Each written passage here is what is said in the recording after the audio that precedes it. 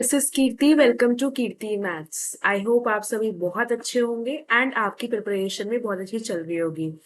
So guys, आपके लिए good news है। आरबीआई असिस्टेंट 2023 का नोटिफिकेशन आउट हो चुका है फाइनली। तो इस वीडियो से हम सारी जानकारी जानेंगे आरबीआई असिस्टेंट के बारे में। उसकी फुल डिटेल नोटिफिकेशन आ चुकी है। तो जो जो इन्फॉर्मेशन आपके लिए ज़रूरी है उन सबको हम डिस्कस करेंगे। और उसके बाद कैसे हम इसको प्रिपेयर करना चाहिए हमें।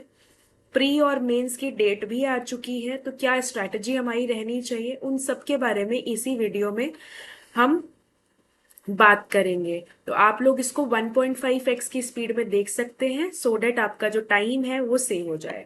तो चलिए स्टार्ट करते हैं। तो सबसे पहले दोस्तों आपका देखिए, सबसे पहले आरबीआई असिस्टेंट 2023 में पोस्ट आई है 450। तो आपको लग रहा है कि ये पोस्ट जो है ये बहुत कम है। मैसेजेस भी आ रहे हैं बच्चों के कि इतने कम पोस्ट हैं, क्या हमें अप्लाई करना चाहिए या फिर नहीं। तो उसका आंसर है बिग यस, बिल्कुल अप्लाई करना चाहिए। भाई ये है भी तो reserve bank of India, RBI. ठीक है।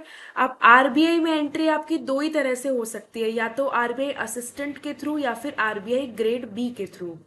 तो आरबीआई असिस्टेंट का सिलेबस जो होता है, जो बाकी बैंक एग्जाम्स के लिए आप पढ़ते हैं, एग्जैक्टली वैसा का वैसा है। इनफैक्ट इसका जो लेवल है वो काफी कम रहता है, आप आरआरबी के इक्विवेलेंट कह सकते हैं। राइट। लेवल जो है काफी कम रहता है इसका। और आरबीआई ग्रेड बी में थोड़ा सिलेबस भी डिफरेंट है, थोड़ा आपको एक्स्ट्रा चीजें भी पढ़नी पड़ती है। एग्जाम लेवल भी डिफिकल्ट रहता है। मैं ये नहीं कह रही ग्रेड बी भी बच्चे ही क्रैक करते हैं। मोस्टली जो वर्किंग होते हैं साथ साथ किसी बैंक में लग जाते हैं और उनका आरबीआई ग्रेड बी उनका सपना रहता है, एम रहता है, तो वो उसकी प्रिपरेशन करते हैं। बट आरबीआई असिस्टेंट के थ्रू आप एंट्री कर सकते हो रिजर्व बैंक ऑफ इंडिया में। समझ रहे हैं? तो आपको ये फॉर्म जो है वो बिल्कुल अप्लाई करना है। ठीक है। आपको नहीं पता कि आपका किस बैंक में लिखा है, समझ रहे हो?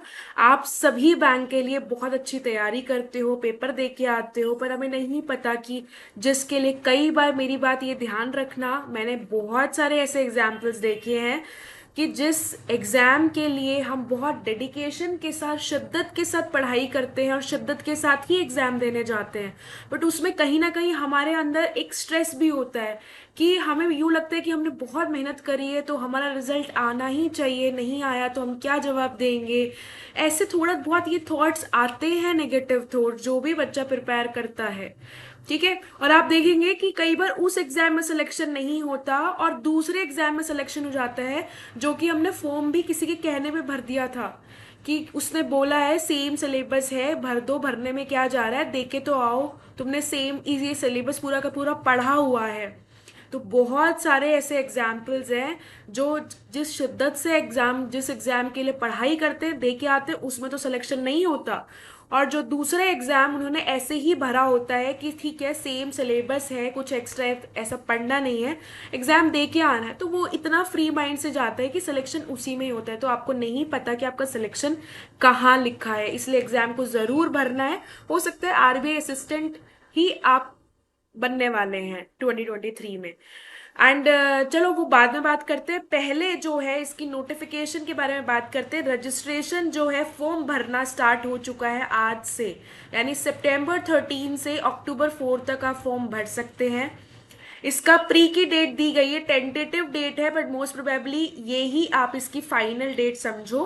21 अक्टूबर और 23 अक्टूबर मेंस की डेट है, 2 दिसंबर। उसके बाद होता है आपका लैंग्वेज प्रोफिशिएंसी टेस्ट। जिस भी स्टेट से आप भरते हो उसकी लोकल लैंग्वेज आपको आना बहुत जरूरी है। अंडरस्टैंडिंग होनी चाहिए, रीडिंग राइटिंग, ये तीनों क्वालिटी आपके अंदर होनी चाहिए।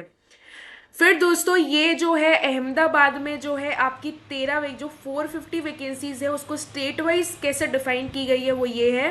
Ahmedabad 13, Bengaluru 58, Bhopal 12, Bhubaneswar 19, Chandigarh 21, Chennai 13, Guwahati 26, Hyderabad 14, Jaipur 5, Jammu 18, Kanpur and Lucknow 55, Kolkata 22, Mumbai 101, Nagpur 19, new Delhi 28, Patna 10, Thiruvananthapuram and Kochi में 16। तो आई थिंक सबसे ज्यादा जो वैकेंसीज है वो मुंबई में है। और ये जो मैं आपको कट ऑफ बता रही हूँ ये आपकी प्री और मेंस की कट ऑफ है, ठीक है। प्री और मेंस की कट ऑफ है 2022 की, एक बार आप नजर डाल लीजिए। प्री होता है आपका 100 मार्क्स का। चलो कट ऑफ के बारे में हम बाद में बात करते हैं, पहले हम यहाँ पे आ जाते हैं कि एज लिमिट आपकी 20 से 28 साल तक आप हो सकते हो। अगर आपकी एज 2/9/1995 और 1/9/2003 और ये दोनों डेट्स भी इंक्लूडेड है, इसके बीच में अगर आप बॉर्न हो तो आप फॉर्म भर सकते हैं। ये जनरल कैंडिडेट के लिए मैं बता रही हूँ। ओबीसी SC ST जो रिजर्वेशन के हैं वो अपने ईयर्स जो है अकॉर्डिंगली बढ़ा सकते हैं। एजुकेशन क्वालिफिकेशन जो है 1 सितंबर 2023 तक आपका रिजल्ट आ जाना चाहिए फाइनल ईयर का। और इसमें जो है परसेंटेज क्राइटेरिया भी है, मिनिमम 50% नीडेड है और 49.99% भी कंसिडर नहीं किए जाएंगे, इसको 50% से लेस देन ही माना जाएगा। तो 50% या उससे अबाव है तो आप फॉर्म फिल कर सकते हैं। अगर कई जगह क्या होता है CGPA होती है तो 6.75 को इन्होंने 60% कंसिडर किया है, 6.25 को 55%, 5.75 को 50% यहाँ पे कंसिडर किया गया है। आपके स्टेजेस प्रीलिम्स होएगा, मेंस होएगा, लैंग्वेज प्रोफिशिएंसी टेस्ट होएगा। प्रीलिम्स और मेंस ऑब्जेक्टिव टाइप रहेगा MCQ, और लैंग्वेज प्रोफिशिएंसी टेस्ट वर्बल और रिटन फॉर्म में होगा। प्रीलिम्स जो है वो क्वालिफाइंग नेचर का है, बट 100 क्वेश्चंस है, 100 मार्क्स है और आपको 60 मिनट में करना है। इंग्लिश में 30 क्वेश्चन 30 मार्क्स 20 मिनट, जो अभी आप IBPS देकर आए हो same. Quant 35 questions 35 marks 20 minutes. Reasoning 35 question 35 marks 20 minutes. तो ओवरऑल 100 क्वेश्चन 100 मार्क्स 60 मिनट्स। अब एक बार आप प्री की कट ऑफ देख लो कि देखो अहमदाबाद में 87.25 82.75, तो ये आप देख रहे हो कि ये आपकी 2022 की प्रीलिम्स की कट ऑफ है। तो आप देख रहे हैं कि कट ऑफ जो है लगभग अगर मैं बात करूं तो 82 से लेकर कहाँ तक गई हुई है आपकी जो कट ऑफ है, देखो 90.25 गई हुई है, यहाँ 90.50 गई हुई है और यहाँ पे गई हुई है 90.75। समझ रहे हैं, मतलब 82 से लगभग 91 तक स्टेट वाइज वेरी करी है। तो कट ऑफ यहाँ हाई रहती है, क्यों? क्योंकि कंपटीशन भी हाई है, प्लस आपका जो पेपर का लेवल है वो कम रहता है, तो कट ऑफ हाई जाती है। ठीक है, इजी रहता है पेपर का लेवल, मुश्किल नहीं रहता। चलो उसके बाद मेंस पे आ जाते हैं। मेंस में आपके 5 सब्जेक्ट्स रहेंगे, reasoning, English, quant, GA and computer. सभी में 40 क्वेश्चंस आएंगे, सभी 40 मार्क्स के हैं, 40 questions each, 40 questions 40 marks each. और ड्यूरेशन रीजनिंग, इंग्लिश और quant 30 minutes, GA 25 minutes, computer 10 minutes. तो 135 मिनट्स में आपको 200 क्वेश्चंस करने हैं, जो कि है 200 मार्क्स के। और मैंने लैंग्वेज प्रोफिशिएंसी टेस्ट में आपको बता दिया है, मेंस के बाद होएगा, जो मेंस क्वालिफाई कर जाएंगे बच्चे। मेरिट जो है आपकी मेंस से ही बनेगी, क्योंकि प्री जो है वो क्वालिफाइंग नेचर का होता है। तो जो बच्चे मेंस क्वालिफाई कर जाएंगे वो रीडिंग, राइटिंग और अंडरस्टैंडिंग होनी चाहिए, उनका होएगा लैंग्वेज प्रोफिशिएंसी टेस्ट, जिस भी स्टेट से आप फॉर्म फिल करते हो उस लैंग्वेज में। अब एक बार मेंस की देख लेते हैं कट ऑफ। अब मेंस जो है आपका 40 यानी कि 200 में से 120 अहमदाबाद, 105 यानी सबसे ज़्यादा मुझे लग रही है चंडीगढ़ में। लगभग 200 में से लगभग 125 तक आपकी कट ऑफ जो है वो देखी गई है। ठीक है, कट ऑफ दिखाने का सिर्फ यही मकसद है, वेरी करता है हर साल, सिर्फ यही है कि थोड़ा आपको आइडिया लग जाए कि कितनी कट ऑफ जाती है यूजुअली। ठीक है, 2022 में, बाकी जो है वो वेरी करता है। तो यहाँ आपको पता चल गया। उसके बाद सैलरी बहुत अच्छी रहती है, देखो RBI असिस्टेंट है बट लगभग 45,000 तक आपको सैलरी मिलेगी, जो कि हैंडसम सैलरी है। ठीक है। अब बात आती है कि आपको आरबीआई असिस्टेंट के लिए प्रिपेयर कैसे करना है। सबसे पहले तो दोस्तों, पहले ये जो एग्ज़ाम है ना, इसकी नोटिफिकेशन मार्च अप्रैल में आने वाली थी। ठीक है, तो हमने इसकी प्रिपरेशन ना ऑलरेडी इस साल 2023 में मार्च अप्रैल में कर ली है। मैंने लगभग 60 मॉक्स, जिसमें आपके लगभग 45 मॉक्स तो आपके होंगे प्री के, फुल मॉक्स 35 क्वेश्चंस ईच, और लगभग 10 से 15 मॉक्स मैंने आपको करवाए हैं मेंस के, जो हम ऑलरेडी कर चुके हैं। आप जाएंगे, आप चैनल पे जाएंगे, उसमें प्लेलिस्ट में आरबीआई असिस्टेंट 2023 डालेंगे, आपको ये मॉक्स दिखाई दे जाएगा, जिसकी पीडीएफ कहाँ है, कीर्ति मैथ्स एप्लीकेशन पे, जो कि लिंक डिस्क्रिप्शन में है, आप डाउनलोड कर सकते हैं एंड्रॉयड फ़ोन है तो। और अगर आपके पास आईफोन है और आपके पास डेस्कटॉप लैपटॉप है तो भी मैंने नीचे लिंक दी हुई है, आप वहां से आप लॉग इन कर सकते हैं। और जो इसकी पीडीएफ्स है ना, वो सारी की सारी आपको वहीं मिलेगी कीर्ति मैथ्स एप्लीकेशन पे। तो आप क्या कर सकते हैं कि 60 मॉक्स कम नहीं होते हैं दोस्तों। 35 क्वेश्चंस मल्टीप्लाई बाय 45 आप करोगे, कितने सारे क्वेश्चंस हो गए। सिमिलरली मेंस के, तो आप उनको प्रैक्टिस कर सकते हो। जहां आप अटकते हो तो आप वीडियो को रेफर कर सकते हैं। सबसे पहले तो जो मैंने प्रिपेयर करवा दिया वो मैंने आपको बताया, बट अभी आपके पास देखो, प्री के लिए लगभग 35 से 40 दिन है, मेंस के लिए आपके पास 70 दिन है। मैं आपको हमेशा कहती हूँ कि प्री और मेंस दोनों को साथ में लेकर आपको चलना है। बार बार बात रिपीट करने से कोई फायदा नहीं है। ठीक है, मैंने अभी आपको एसबीआई क्लर्क का भी बताया था, तो वही आपके, अगर मैं क्वांट की बात करती हूँ तो क्वांट में आपका एक तो क्या आ जाता है, स्पीड मैथ्स, फिर दूसरा आ जाता है क्या आपका DI data interpretation, and then आ जाता है आपका अरिथमेटिक। ठीक है, तो ये 3 पोर्शन रहते हैं। स्पीड मैथ्स में आपका सिंप्लीफिकेशन अप्रोक्सीमेशन, इसमें नंबर सीरीज, जिसमें wrong number series and missing number series, और आपकी आ जाती है क्वालिटी इक्वेशन। डीआई भी आपकी कई तरीके की होती है, table DI, pie chart, line graph, caselet DI, radar graph, variable based DI. ठीक है, अरिथमेटिक बेस्ड डीआई, कई तरीके की डीआई आपकी होती है ना। और अरिथमेटिक के भी बहुत सारे चैप्टर्स हैं आपके, कौन कौन से हो गए, टाइम एंड वर्क हो गया, टाइम एंड डिस्टेंस हो गया, पाइप एंड सिस्टर्न हो गया, मेंसुरेशन, प्रोबेबिलिटी। इस तरीके से अरिथमेटिक सेम सिलेबस है जो आपने बाकी बैंक एग्जाम्स के लिए करे हैं। तो देखो, सबसे पहले आपको फोकस क्या करना है, सबसे पहले तो आपने, मैं ये मान के चल रही हूँ कि आपने सिलेबस कंप्लीट कर लिया होगा। ठीक है, और जिनका सिलेबस अभी कंप्लीट नहीं हुआ है, तो अभी आपको क्या करना है, जो बच्चे अभी उन्होंने रिसेंटली करना स्टार्ट किया, बिगिनर्स के लिए मैं बता रही हूँ कि 20 डेज, यानी कि इस सितंबर 30 सितंबर तक, टिल 30 सितंबर अपना जो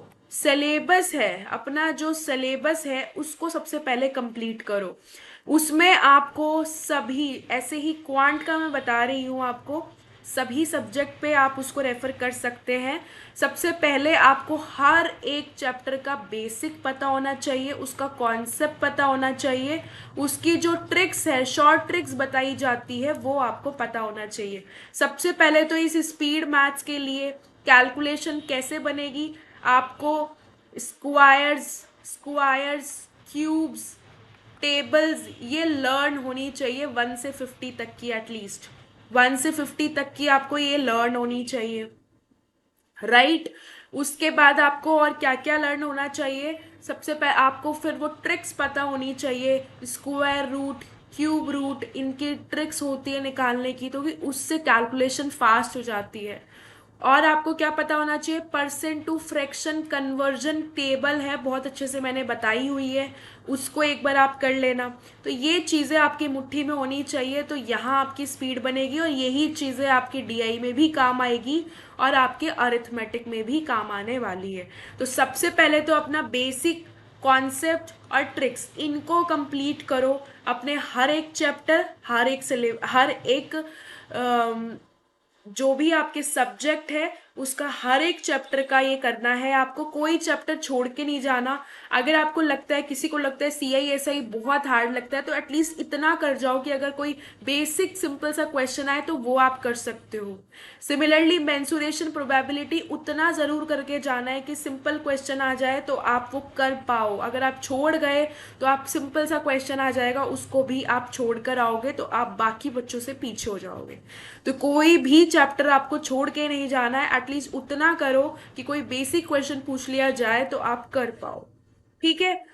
उसके बाद जब ये सितंबर तक हो जाएगा, फिर ये अक्टूबर अक्टूबर में आपका एग्जाम है 21 और 23। तो लगभग 20 डेज आप क्या करने वाले हो। देखो, प्री और मेंस मैं बार बार इसलिए कहती हूँ, प्री और मेंस को साथ लेके आपको चलना है। तो 20 डेज जो आएंगे उसमें एटलीस्ट हर वीक में मैं बोल रही हूँ 3 से 4 टेस्ट तो आप प्री के लगाओगे और 2 टेस्ट आप मेंस के लगाओगे वीकली। इतना काम आपको करना है। और जब वो मॉक टेस्ट आप लगा लोगे तो उसकी आपको करनी है एनालिसिस। एनालिसिस बहुत अच्छे से करनी है।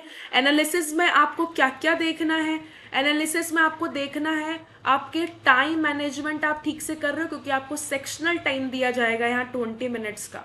तो टाइम मैनेजमेंट सही होना चाहिए, सिली मिस्टेक्स नहीं होनी चाहिए, हो रही है तो उसको नोट डाउन करो कहाँ हो रही है, नेक्स्ट टेस्ट में वो नहीं होनी चाहिए।